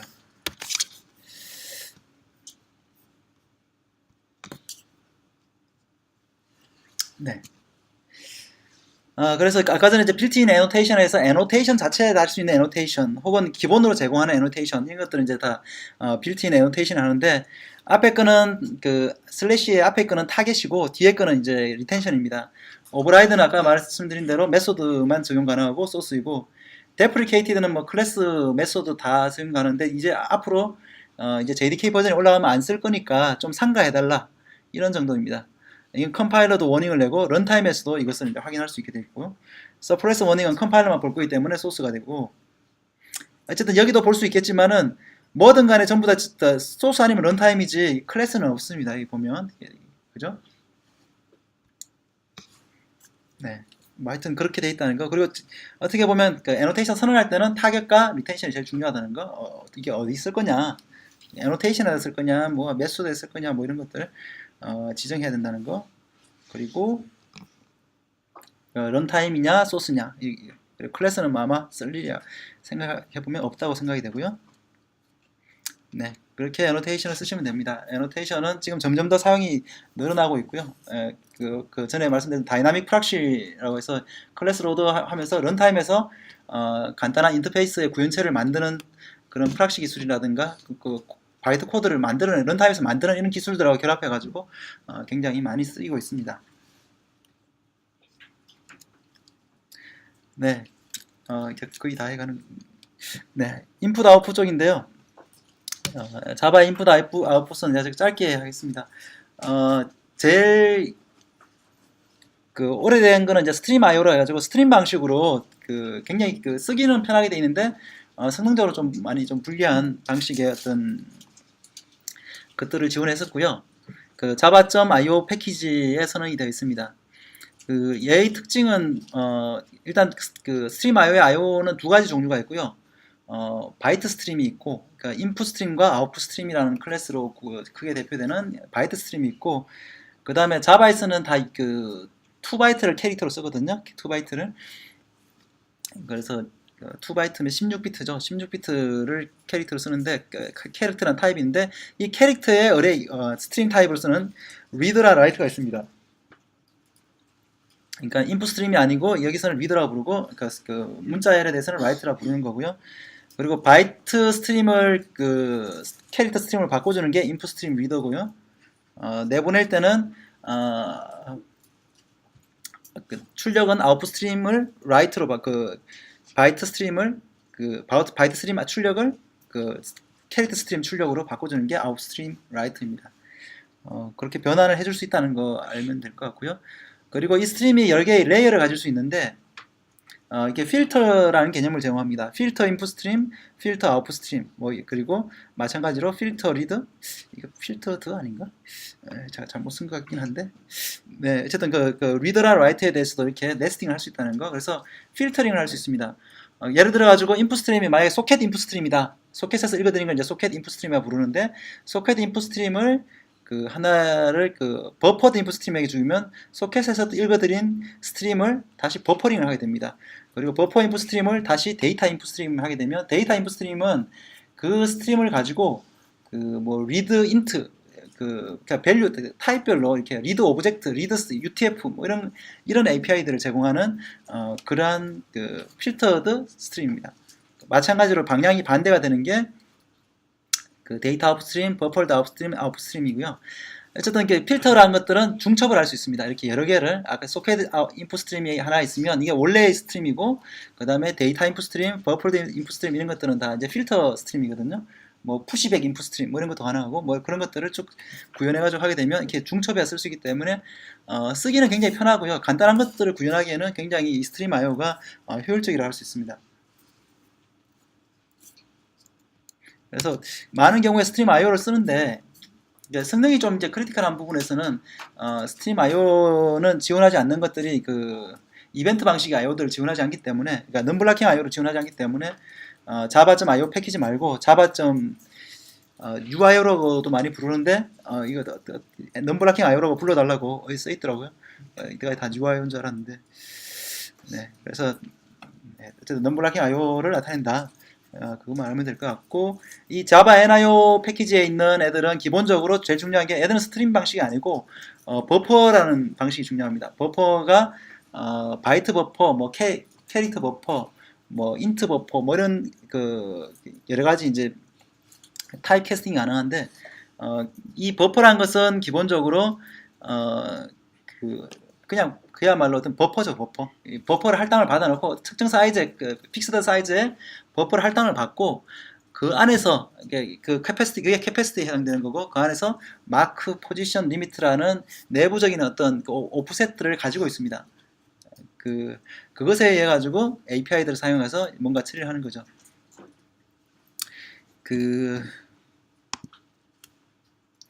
리셋을 하게 되면은 포지션을 맨 앞으로 또 돌려보내게 되고, 뭐 클리어를 하게 되면 그 데이터 다 날리는 거니까 이제 맨 앞에 포지션 다 포지션이 제로가 되는 그런 API고, 플립을 하게 되면 뒤집는 거니까 현재 위치가 포지션인데 현재 위치를 그러니까 리밋을 포지션을 바꿔주는 뭐 그러한 API입니다. 리밋을 포지션 바꾸면 어떻게 되지? 잠깐만요.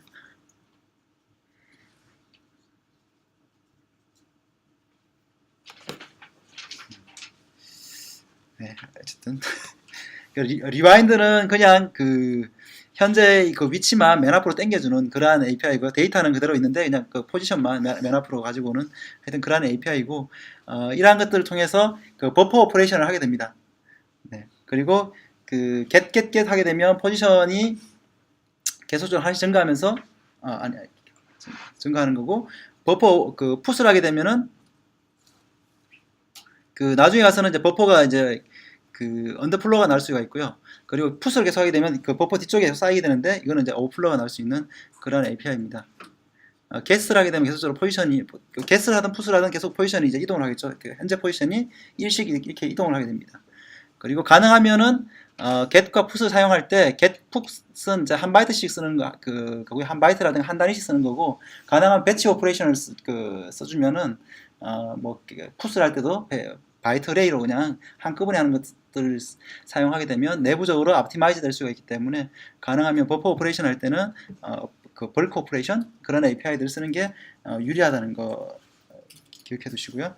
그리고 NIO 쪽에서 이제 많이 쓰는 거는, 기존에는 그 뭐 파일을 쓰려고 하면 랜덤 액세스 파일 뭐 이렇게 해가지고 랜덤 액세스 파일 혹은 파일 인풋 스트림 뭐 이렇게 해가지고 열었었는데, 지금은 이제 파일 채널, 소켓이면 소켓 채널 뭐 이런 식으로 해서 열게 되어 있고요. 이 채널들이 실렉터를 제공합니다. 실렉터, 그러니까 그 자바의 그 C의 그러니까 실렉터 구현체를 이게 자바에 쓰는 게 이제 실렉터인데, 네, 내부적으로는 대부분 다 E4를 사용해서 구현되어 있고요. 그래서 그 OP 리드나 OP 커넥트, OP 라이트 같은 것들을 다 지원합니다. 그리고 그래서 버퍼 프로세싱을 사용하는 이유는, 그러니까 NIO를 사용하는 이유는 그러니까 멀티플렉싱이나 넘블라킹이 필요해서 사용하는 거고요. 사용하는 방법은 아무래도 스트림보다는 좀 불편할 수 있습니다. 코드 양도 좀 많이 늘어날 수 있고요. 하지만은 성능적으로 좀 유리할 수가 있고, 그거 말고도 이 NIO를 쓸 때는 이 채널을 통해 가지고 파일 락을 사용할 수 있습니다. 그 파일 채널에서 가지고 그 락을 사용할 수가 있고요. 그러니까 실제로 그 시스템에서 제공하는 파일 락, 이거는 이제 그 OS별로 이게 뭐 익스클루시브냐 쉐어드냐는 좀 다를 수가 있는데, 하여튼 뭐 그런 것들은 OS 디펜드한 부분이고, 기본적으로 파일러를 사용하기 위해서는 반드시 이 파일 채널을 통해서만 할 수 있다는 거, 그리고 엠맵을 사용할 때도 이 파일 채널을 통해서 맵을 엠맵을 콜할 수 있다는 거, 이러한 부분들만 이해를 하시면 되겠습니다. 스트림에서는 이제 이 방식을 전혀 사용할 수가 없는 거죠. 그리고 NIO 쪽에서 한 가지 또 주의해야 될 거는, NIO 다이렉트 버퍼라는 게 있습니다. 처음에 버퍼를 할당받는 그 메소드가 바이트 버퍼.allocate allocate 뭐 이런 식으로 하면은 이제 바이트 버퍼가 그 지정한 사이즈만큼 할당이 되는데, 다이렉트는 이름이 조금 웃기긴 하지만 직접 할당한다. 하여튼 뭐 언제는 간접으로 했나라는 생각이 들긴 하지만, 어쨌든 이거는 직접 C의 멜록을 바로 호출한다는 뜻입니다. 그냥 자바 힙에 할당하지 않고, 그러니까 자바 VM이 관리하는 자바 힙에 할당하지 않고, 그 같은 프로세스에 있지만은 어쨌든 간에 그냥 멜록을 그냥 바로 호출합니다. 실제 코드 보면 그냥 멜록을 호출하게 되어 있고요. 그래서 자바가 관리하지 않는 힙에 할당이 됩니다. allocate direct를 하면. 그리고 JDK6까지는 내부적으로 페이지 크기 단위로 얼라인 해가지고 할당을 하게 됩니다. 이게 좀 웃긴데, 페이지 크기가 작을 때는 문제가 안 되지만 요즘은 이제 막 페이지 크기를 뭐 4메가까지도 막 이렇게 할당해서 할 수가 있는데, 그렇게 되면 이제 굉장히 allocate direct 할 때마다 굉장히 쓸데없는 메모리 낭비가 심할 수가 있다는 거죠. 그런데 JDK7부터는 또 아니에요. 디폴트 값이 페이지 크기가 아니라 지정한 크기만큼만 할당하는 방식으로 또 바뀌었기 때문에 두 가지가 다르긴데, 어쨌든 JDK6까지는 그 allocate direct를 하면은 그 과다 할당할 가능성이 있다는 거, 특히 그 64비트 머신에서 그 라지 페이지 사이즈 사용할 때는 좀 조심해야 된다는 거 알아두시고요. 그리고 다이렉트 메모리를 멜록을 할 수 있는 그 크기를, 그 바이트 버퍼가 멜록 할 수 있는 크기를 그 맥스 다이렉트 메모리 사이즈라 해서 지정을 할 수가 있습니다. 내부적으로 그 관리를 하고 있고요. 그런데 그 당연히 자바 메모리에 있는 것 데이터를 가지고 직접적으로 파일이나 소켓에 라이트를 할 수가 없습니다. 그건 자바 영역에 있는 거니까 그 실질적으로 그 메모리 어드레스를 C 어드레스로 옮겨야 되거든요. 그래야 시스템 콜이 가능하니까 상식적으로 그렇잖아요. 그런데 그 내부적으로 보면은 그 다이렉트 버퍼를 항상 사용하게 되어 있습니다. 그래서 그 우리가 그냥 바이트 버퍼 엘로케이트 해가지고 우리가 막 사용을 하더라도 그것을 실질적으로 소켓이나 파일로 그 OS 쪽으로 내보낼 때는 전부 다 그 다이렉트 버퍼로 다시 한번 그 카피를 해가지고 내보내게 되어 있습니다. 그래서 처음부터 다이렉트 버퍼를 만들었으면 카피 오버헤드를 줄일 수도 있습니다. 그러니까, 네. 그래서 처음에 그 리드나 라이트 할 때, 특히 라이트 할 때 보면 현재 이 바이트 버프가 is direct인지 체크해가지고 다이렉트면 그냥 그걸 가지고 바로 C에다 그 시스템 콜을 하고, 아니면은 그 카피를 해서 콜을 하는 방식으로 현재 구현이 되어 있습니다. 네. 그러니까 오늘 좀 여러 가지를 하다 보니까 대충 이게 슬렁슬렁 넘어가는 것 같은데, 드디어 오늘 마지막이고요. 오브젝트 시리얼라이제이션입니다. 오브젝트 시리얼라이제이션도 대충 넘어갈 건데요.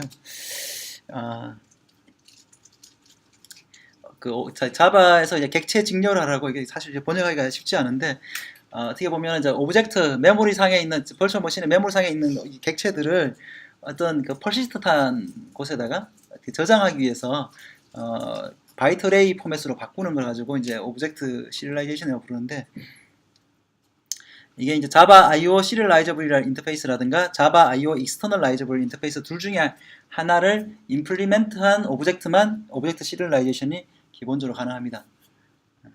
그리고 기본적으로 내부적으로 멤버 필드 앞에 트랜시언트라는 마크를 줄 수 있는데, 이 트랜시언트라는 키워드는 시리얼라이제이션 할 때, 시리얼라이즈 시킬 때 빼달라 이런 의미를 가지고요. 그리고 시리얼 퍼시스턴트 필드라는 게 딱 선언이 돼 있으면 오브젝트 시리얼라이즈 할 때 이 시리얼 퍼시스턴트 필드라고 선언된 요 안에 있는 그 필드 어레이 안에 있는 그 필드들만 시리얼라이즈를 하게 됩니다. 기본적인 룰에 의해 가지고. 그리고 이러한 데이터들을 실제로 리드하거나 라이트하는 거는 오브젝트 인풋 스트림이라 해가지고, 아까 전에 그 일종의 필터드 인풋 스트림이거든요. 그러니까 그 소켓 인풋 스트림에서 이거를 이제 오브젝트 인풋 스트림으로 그 필터링을 하면 거기서 리드 오브젝트를 할 수 있는 거죠. 그런 식으로 지금 현재 구현이 되어 있고요. 마찬가지로 아웃풋 스트림은 뭐 소켓이든 파일이든 아웃풋 스트림에다가 그 오브젝트 아웃풋 스트림을 필터링 해가지고 라이트 오브젝트 이렇게 해서 구현을 하게 되어 있습니다. 그렇게 하면은 리드 오브젝트를 하면은 바이트 어레이로 되어 있던 것들이 읽어지면은 그 실제 자바 메모리상의 오브젝트가 되고, 그 반대로 메모리상의 오브젝트를 라이트 오브젝트를 하게 되면 그 스트림으로 바이트 어레이가 나가게 됩니다. 그 바이트 어레이 포맷은 내부적으로 오브젝트 시리얼라이제이션이 기본적으로 규정하고 있는 그 포맷에 의해서 결정이 되고요. 그리고 기본적으로 제공하는 거 외에, 기본적으로 보면 뭐 그 클래스 헤더부터 해가지고 일부 포맷들을 이미 딱 정하고 있는데, 그 필드들을 하나씩 그 내부 규약에서 하게 돼 있는데, 그렇게 하다 보니까 좀 오버헤드가 돼 있을 수도 있잖아요. 필드 같은 거 라이트 할 때 필드 정보를 추가적으로 앞에 헤드에다 주고 그 다음에 필드 데이트 밸류를 라이트하고 하는데 그럴 필요 없이 내가 이 오브젝트, 이 클래스에 대해서 내가 잘 알기 때문에 이 필드 세 개는 그냥 뭐 간단하게 압축해서 내가 뭐 라이트라고 읽을 때도 그렇게 하겠다 그러면 read external이라든가 write external을 구현해가지고 아까 externalizable implement 한 경우인데 여기서 구현해가지고 좀 이렇게 오버라이드 해가지고 구현하면은 내가 이해하는 그 암호로 표현해가지고 write라고 그 암호로 해독해서 리드를 하게 되면 마찬가지로 오브젝트가 만들어지고 또 그 시리얼라이즈가 되게 됩니다. 그리고 아예 오브젝트 시리얼라이제이션을 안 쓸 수도 물론 있겠죠. 그러니까 어쨌든 read external, write external이든 write 오브젝트든 최소한의 어떤 그 오브젝트 자바의 기본적인 오브젝트 시리얼라이제이션을 쓰고 있는 그 시리얼라이제이션 헤더 정보는 write를 하거든요. 그런 것도 귀찮다 그러면 그냥 다 무시하고 그냥 이거랑 상관없이 그냥 리드 라이트를 해도 되겠죠. 그 메커니즘은 이제 별도로 만들 수도 있겠죠. 하지만 어쨌든 리드 익스터널, 라이트 익스터널도 오버헤드가 약간 있는 거고 항상 그리고 리드 오브젝트, 라이트 오브젝트는 오버헤드가 더 크다는 거 그 정도는 알아두시면 좋을 것 같고요. 그리고 이렇게 그 버추얼 머신에서 오브젝트로 있다가 파일로 내려간다든지 뭐 어디 DB에 저장을 한다든지 이게 다 가능하잖아요. 그러면 바이트 어레이가 됐으니까 그렇게 라이트를 하고 난 다음에 나중에 리드를 했는데 그동안에 내가 이 오브젝트가 베이비라는 어떤 오브젝트였는데 이 베이비가 나중에 바뀌어가지고 많이 성장해서 베이비가 키드가 됐어. 이렇게 되면 안 되겠지만 어쨌든 간에 그 베이비가 내용이 바뀌어가지고 메소드가 추가된다거나 필드가 추가됐어요. 그러니까 실제로 그 와중에 DB에 저장해놓고 난 다음에 내가 컴파일 새로 해가지고 API를 바꾼 거죠. 지금 API를 추가했다든지 같은 클래스인데 그렇게 했을 때 그러면 이것이 되느냐? 그냥 read 오브젝트를 하게 되면 현재 클래스랑 포맷이 맞지 않으니까 당연히 에러가 나게 돼 있고요. 이때 그 버전을 유지를 시켜주는 게 이 시리얼 버전 UID입니다. 그러니까 시리얼 버전 UID라는 게 뭐냐면은 그 private static final 해가지고 그 롱 값을 정할 수가 있거든요. 이 롱 값이 똑같으면은 같은 객체라고 일단은 의심을 하지 않고 용서를 해줍니다. 그리고 난 다음에 시멘틱하게 쪽나는 건 어쩔 수가 없는데 그 외의 것들은 무시를 해주는 게 이제 시리얼 버전 UID고 아까 전에 시그너처를 하나 메소드 하나 더 추가해버리면 기본적으로 생성되는 시리얼 버전 UID를 내가 지정하지 않으면은 자동으로 제너레이트 해주는데 그 각각의 클래스 이름과 메소드 시그너스랑 필드랑 이런 거 다 조합해가지고 자기들 나름대로 해싱을 해가지고 하나 그 UID를 하나 만들어주는데 그게 달라져 버립니다. 그래서 기본적으로 시리얼 버전 UID를 안 쓰게 되면 절대 조금만 고쳐도 버전이 무조건 달라지게 됩니다. 그래서 버전은 인컴패티블 버전 에러인가? 하여튼 그런 에러가 항상 발생하게 되고요. 그래서 내가 이걸 뭔가 시리얼라이즈 해야 되는 데이터면 무조건 시리얼 버전 UID는 넣어줘야 된다는 거. 그래야지 나중에라도 고칠 여지가 생기지. 안 그러면은 이미 사이트에 나갔는데 나중에 가서 있고 매수가 추가됐어요. 그러면은 이제 난리가 나는 거죠. 물론 방법은 있죠. 옛날 버전의 시리얼 버전 UID를 정확하게 알아가지고 그것을 현재 버전에다가 박아주면 되긴 되죠. 네, 하지만 처음부터 그런 것들을 안 하는 게 그래서 이게 귀찮으니까 그냥 전부 다 시리얼 버전 UID는 다 -1이다 이렇게 하는 사람들도 많이 있는데 좋은지 나쁜지 잘 모르겠고 어쨌든 IDE에서 대부분 다 이클립스라든가 인텔리제 같은 데서 기본적으로 그냥 제네레이트 하라고 하면 알아서 자기들이 다 넣어주잖아요.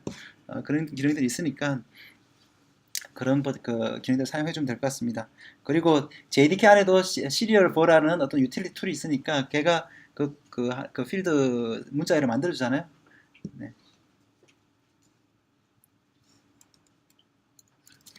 네. 그런데 우리가 이제 바이트 어레이로 저장을 하고 난 다음에 파일이나 DB에 저장을 했을 때 그걸 다시 읽어볼 때가 이제 문제인데 어쨌든 자바에서 오브젝트를 만들려면 그 클래스를 알아야 되는데 일단 내가 한 달 전에 저장했던 건데 내가 지금 현재 클래스가 실제 바뀔 수도 있고 여러 가지 클래스 패스 경로가 바뀌어가지고 그 클래스를 못 찾는다 이럴 수도 있을 것이고 할 텐데 그러면 이 오브젝트 인풋 스트림에서 클래스 정보를 리드 오브젝트를 할 때 이 정보를 어떻게 지금 현재 바이트 어레이로 되어 있는 그 정보가 이제 오브젝트 스트림 클래스라는 게 바이트 어레이로 지금 되어 있는 정보이거든요. 이걸 해석을 해야 된다. 이게 이름은 있을 건데 이게 무슨 클래스다 이름은 있을 텐데 이걸 내가 어떻게 로딩을 해야 될까? 사실 뭐 클래스 로드가 다르면 똑같은 이름을 가진 클래스도 다른 클래스가 되잖아요. 자바에서는.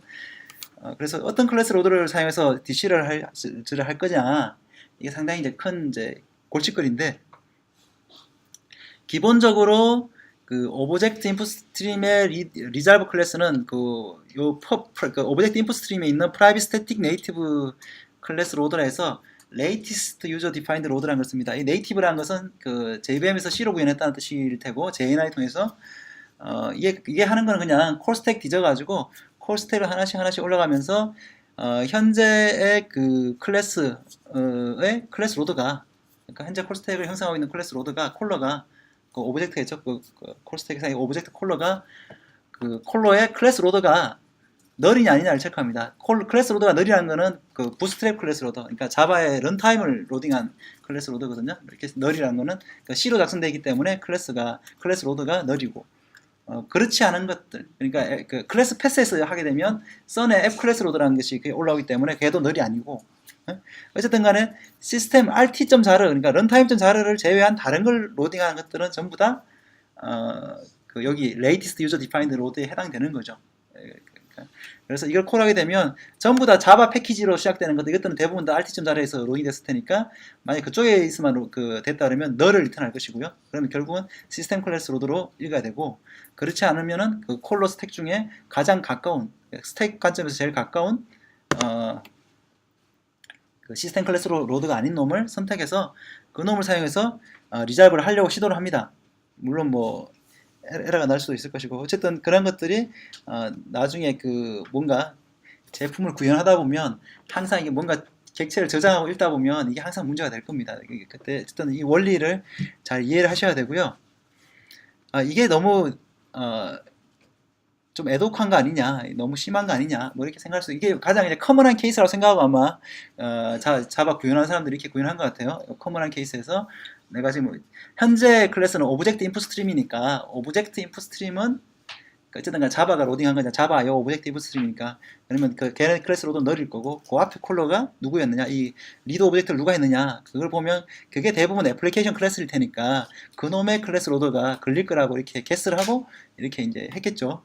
그런데 너무 자기적인 거 아니냐라고 생각할 수 있겠죠. 그래서 이제 이건 마지막 장인데요. RMI에서, 그러니까 RMI라는 것은 자바의 그 리모트 메소드 인보케이션이라 해서 리모트 객체, 그 서로 다른 벌추얼 머신 안에 있는 하나의 벌추얼 머신에서 다른 JVM에 있는 객체를 콜할 수 있는 그런 방법이죠. 실제로는 뭐 그 RMI 익스포트를 하게 되면 그 저쪽 VM에서 어떤 포트에다가, 소켓 포트에다가 그 리슨을 하면서 그 소켓 요청을 기다리고, 이 클라이언트 쪽에서는 이제 그 소켓 요청을 통해 가지고 이 오브젝트 시리라이저를 통해 가지고 현재 그 파라미터들을 쭉 바이트리로 바꿔가지고 저쪽으로 보내고, 그러면 이제 서버에서, RMI 서버 쪽에서 그 리슨하고 있다가 받아가지고 그걸 다시 디시리라이즈 해가지고 객체로 바꿔가지고 그 서버에 그 로직을 수행하고 난 다음에 다시 리턴 밸류를 또 시리라이즈 해가지고 서켓을 통해서 쭉 오면은 처음에 이제 클라이언트가 요청이 다시 받을 거잖아요. 그놈이 이제 다시 그걸 다시 디시리라이즈 해가지고 해석을 하면 되는 거거든요. 그렇게 RMI가 기본적 통신이 이루어지고, 그 나머지 RMI 정보들은 뭐 그 RMI 서버가 어디에 리슨되어 있느냐 이런 것들 찾기 위해서 뭐 레지스트리가 필요하지 않느냐 해서 뭐 RMI 레지스트리가 필요하다, 아니면은 좀 더 뭐 자유롭게 그 내가 항상 RMI 객체가 직접 익스포트를 하지 말고 좀 다른 데몬이 좀 그걸 대신했으면 좋겠다, RMI 데몬 뭐 이런 여러 가지 잡다한 것들이 있지만 대부분 안 쓰이기 때문에 그런 것들은 뭐 와스에서도 그 RMI의 기본이 얼개는 쓰지만은, 통신의 얼개는 쓰지만, 오브젝트 시리라이제이션이라는 걸 쓰지만은 실제로 뭐 RMID라든가 RMI 레지스트라는 게 별도의 프로세서가 있어가지고 뭐 한다는 거는, 그거는 정말 그 연습할 때는, 그 코딩 연습할 때는 하는 거지만 실제로 구현에서는 쓸 일이 거의 없고 너무 번거롭기 때문에 그런 거 안 쓰거든요. 그래서 일단 RMI에 대한 정보들은 주로 이제 오브젝트 시리라이제이션에 대한 정보만 말씀을 드리는 건데, 이 RMI가 그러면 그 리졸브 클래스를 어떻게 하느냐, 그것에 대해서 이제 하나를 말씀드리는 건데요. 얘네들은 그 오브젝트 아웃풋 스트림과 오브젝트 인풋 스트림을 둘 다 오버라이드를 해가지고 합니다. 그 오브젝트 아웃풋 스트림을 마샬 아웃풋 스트림이라고 차일드로 확장해 쓰고, 그리고 이제 오브젝트 인풋 스트림은 마샬 인풋 스트림에서 확장해 쓰게 되어 있고요. 그 라이트를 할 때 오브젝트 아웃풋 스트림에서 보면 annotate 클래스라는 걸 할 수 있어요. 그래서 그 클래스에 대한 정보를 써주는 거예요. 클래스 이름도 써줄 수 있고, 아니면 이게 뭐 그 어떤 호스트 주소, 뭐 URL 같은 것도 줄 수 있잖아요. 그러면은 실제로 여기 보면 RMI는 어차피 URL이거든요. 그 포트랑 그 호스트 주소잖아요. 그 정보를 여기 write location, annotate 클래스 안에서 그냥 write location 하는 게 그냥 그 클래스에 관련된 어떤 정보들을 write를 해요. 이 클래스를 어디서 읽어올 수 있다. 이게 이제 코드 베이스라는 개념인데, 자바는 뭐 이게 바이트 코드를 아무 데서나 읽을 수 있으니까, 뭐 이게 그 로컬에서 이렇게 그 파일로도 읽을 수 있지만은, 아니면 뭐 그 서버에 있는 것도 읽을 수 있잖아요. 코드 베이스를 지정해주면 뭐 HTTP로도 갖고 올 수 있고 FTP로도 갖고 올 수 있으니까 그 정보를 써주는 거죠. 물론 이게 되려면은 클라이언트랑 서버가 서로 그 URL을 공유할 수 있어야 뭐 정상일 거고요. 그래서 실제로 이제 그 제우스에서는 이렇게 쓰지는 않겠지만, 그 어쨌든 RMI라는 것은 그렇게 할 수 있다는 거죠. 꼭 그 호스트 정보를 써야 되는 거 아니니까 내가 할 수 있는 뭐 어떤 심볼 같은 걸 써주면 되죠. 그리고 난 다음에 실제 그것을 이제 읽어드리는 쪽에서, 그러니까 뭐 서버든 클라이언트든 어차피 읽어야 되니까, 그것을 이제 그 바이트를 읽을 때 마찬가지로 리졸브 클래스에서 그 리졸브 클래스를 그 오버라이드를 해가지고, 거기서 여기 보면 RMI 클래스 로드 클래스 해가지고 저 그 아까 전에 라이트 로케이션한 그 스트링을 해석해가지고 그놈이 읽어드리는 방식으로 되어 있습니다. 그리고 디폴트 로드는 시스템 클래스 로드거나 아까 전에 얘기했던 그 오브젝트 인풋 스트림 기본적으로 쓰는 latest user defined 로드를 쓸 수가 있고요. 이러한 방식으로 통해 가지고 객체를 그 쓰는 쪽하고 읽는 쪽이 서로 분리가 될 수 있는 거죠. 그러니까 물론 이제 약속은 정해야 되겠지만, 결국 그 오브젝트 인풋 스트림과 아웃풋 스트림을 약간 오버라이드 하면은 우리가 마음대로 좀 조정할 수가 있다는 걸 말씀드리려고 이제 RMI 클래스 에디션 따로 제가 예제를 말씀드렸고요. 네. 오늘 일단 5번째 시간 이게 끝이고요. 네. 네, 질문. 오늘 조금 제가 할 수 있는 남은 것들을 모아서 이렇게 설거지하는 개념으로. 아까 질문한 것 중에 네. 아까 나왔던 것 중에 그 자바 JVM이 1.7 이상인데부터 네. 그 얼로케이트 다이렉트가 그 지정해준 대로 먹는다고 하셨잖아요. 네네. 그 사이즈에 대한 거. 네. 네. 그러면 1.6을 돌리는 입장에서 그러면 얼로케이트 다이렉트를 효율적으로 쓰려면 어떻게 해야 되나요? 그러니까 특히 라지 페이지 같은데 보통은 라지 페이지를 기본적으로 안 쓰죠, 그죠? 기본적으로 안 쓰고, 사실 이제 튜닝하기 위해서 이제 쓰는데, 라지 페이지 쓰면은 또 다른 또 이슈들이 발생하니까 잘 안 쓰긴 하는데, 그러니까 이거는 뭐 사실 이게 보면 방법이 없어요. 이게 코드인데 어디더라? 이게 그 바이트 버퍼들은 타입들이 있어가지고 코드가 좀 특이하게 돼 있어요. 여기 보면 이게 JDK 코드인데, 딴 거는 다 자바 파일이지만 얘네들 보면 템플릿으로 돼 있거든요. X 버퍼 뭐 이런 식으로 해서 바이트 버퍼냐, 인트 버퍼냐, 숏 버퍼냐, 캐릭터 버퍼냐, 그냥 타입만 다르고 다 코드가 똑같기 때문에 했는데 어디더라?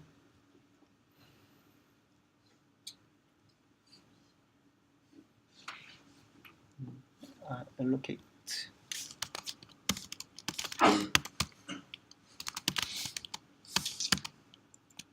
여기 딴 데로.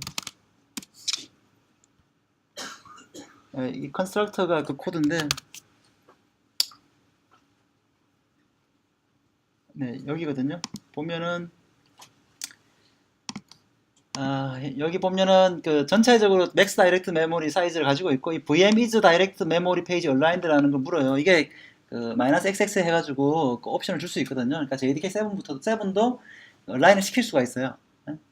근데 디폴트는 false인 거고요. 여기 PA가 이제 페이지 얼라인 됐느냐, 페이지 얼라인이 됐으면은 페이지 사이즈랑 해가지고 현재 그 요청한 캐파랑 해가지고 더해가지고 리턴을 해요. 그 큰 놈을 최소 한 바이트를 리턴하고, 그리고 이게 false이면은 그냥 그 현재 캐파만 딱 리턴하게 돼 있고 이렇게 돼 있어요 지금. 이게 JDK7 코드거든요. 그러니까 이게 뭐 효율이고 뭐가 없던 거죠. 멜록을 할 때 멜록은 알아서 그 라이브러리에서 효율을 해주는 거지 우리가 그걸 더 멜록 한다고 해서 이게 사실 장점이 있을 거라 생각되지는 않고요.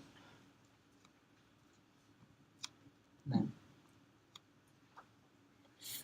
그래서 이거는 뭐 사실 BMT 할 때가 좀 이슈가 될 것 같은데 BMT 할 때는 근데 보통은 이제 라지 페이지를 쓰지는 않기 때문에 그 라지 페이지 쓰면 그 라지 페이지뿐만 아니라 그 기본적으로 뭐죠 포인터 어드레스 자체도 32비트로 컴프레션해서 쓰거든요 대부분 그 옵션을 켜가지고 쓰는데 그게 훨씬 빠르기 때문에 네.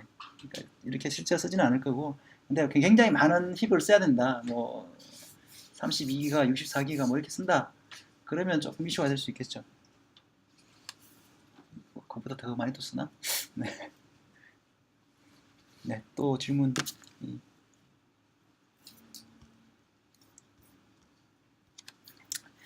네, 질문이 없으시면은 네, 오늘 여기까지 하고요. 다음 시간에는 그 마지막 시간이 될 거고요. 저는 마지막 시간이 되고 그 다음부터는 이제 제우스 웹엔진 쪽이 진행이 될 겁니다. 다음에 할 얘기는 그 언세이프라는 그 전에 그 파크 언파크도 사실 다 언세이프에 있고 뭐 메모리 에몰록 하는 것도 다 이쪽에 다 몰려 있거든요. 이게 다 이게 전에 말씀드렸던 그 JDK5의 자바 유틸 컨커런트를 만드는 그 덕레아 교수가 주로 이게 작업하는 게 언세이프 쪽이고 그리고 또 한 가지는 다음 주에 할 마지막은 조금 이제 뭐 자바의 교육이라기보다는 그 아직 안 나왔지만 내년 상반기에 나올 람다에 대해서 조금 알아보도록 하겠습니다. 네, 수고하셨습니다.